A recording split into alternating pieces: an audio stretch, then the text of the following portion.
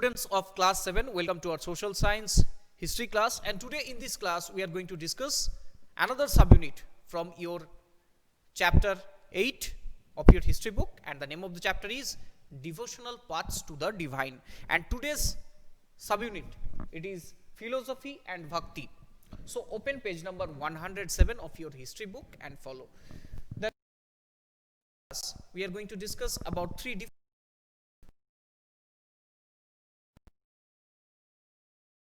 First one about Shankara. The Shankara was one of the philosophers, influential philosophers, was born in Kerala in mid 18th century AD. And what was the idea of Shankara? That he was an advocate of Advaita, means non-dualism. Okay, Dvaita means double and Advaita means non-dualism, means the doctrine of the oneness of the individual soul and the supreme God in the ultimate is the ultimate reality. You have read in class 6 that how the supreme, the idea of supreme God and universal soul and individual soul. He said that the supreme God, which is the ultimate reality, and whatever we can see and we can feel with our different sensory organs, these are false, and all these called are all these things are illusion or Maya. And he taught that Brahma, the ultimate reality, Brahma means the universal soul or God, and he considered the world around us to be the illusion or Maya, and preached renunciation of the world and adoption of the path of knowledge to understand the real truth. What was the realness of this world present around us and the true nature of the Brahma, and attain salvation. He said that everything around us is a form of Brahma. So he preached renunciation of the world and adopted.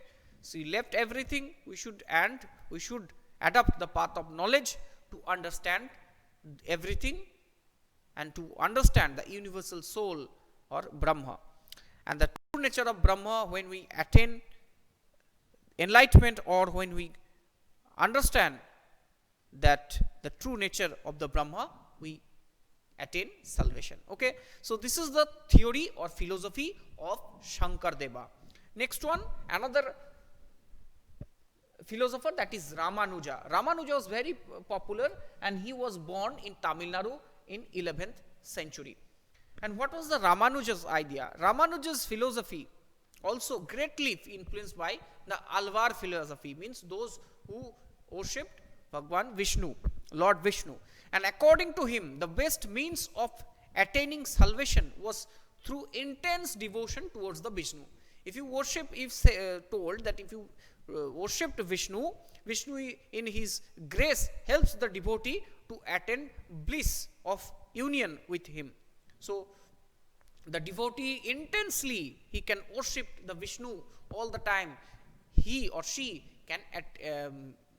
can meet with Vishnu, and his soul also merged with the universal soul or Vishnu him. And pronounced that doctrine of Vishishta Advaita or qualified oneness is that the soul, even the united with the supreme God, remain. Okay, and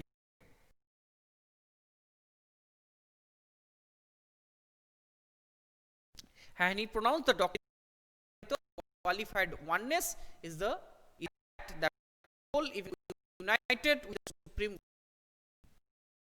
Okay, and when the individual soul, he realized that he also the part of the supreme God, then he also get salvation. And Ramanuja's doctrine greatly inspired the new strand of bhakti which developed also in North India, not only in South India.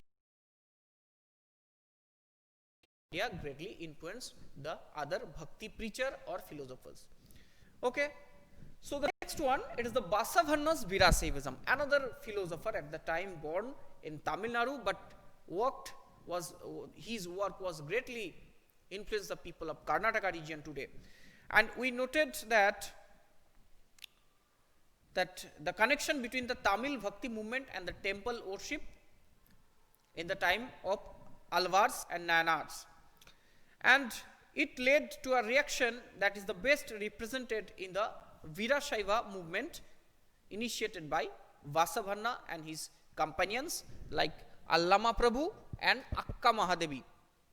Okay, so Basavanna, Allama Prabhu, Akka Mahadevi, their name of their philosophy is Virasaivism, and Virasaiva movement they initiated.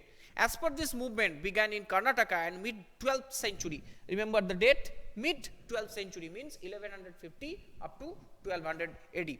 And the Virasaivas argued strongly for the equality of all human beings, and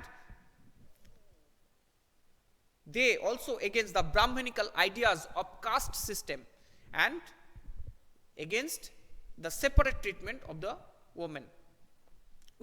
They believed that men, women and people from all the caste are same. They also the part of individual soul. They had the right, they have the right to devote their particular deities, or like such as Vishnu or Shiva, okay, or the supreme soul Brahma, and they were also against all forms of ritual and idol worship. So in this way, their main two important thing is they are against all the rituals and practices that was practiced at the time and today also, that practiced to worshipping Shiva, Buddha, Vishnu or goddess Durga. So they all these type of rituals and idol worship. They never worship the idols. They believed in the ultimate reality and their of supreme God, and they also against all the caste reforms and the gender distinctions. They not believe in male female gender distinction and the caste system of the society. Okay students, so I hope you have understood what are the philosophy of Basavanna and Allama Prabhu and Akka Mahadevi introduced in South India. Okay, so next class we are going to discuss another subunit from this chapter, and we will see another some eminent saints and their philosophical ideas. So thank you for watching. See you in the next class with another subunit. Bye everyone.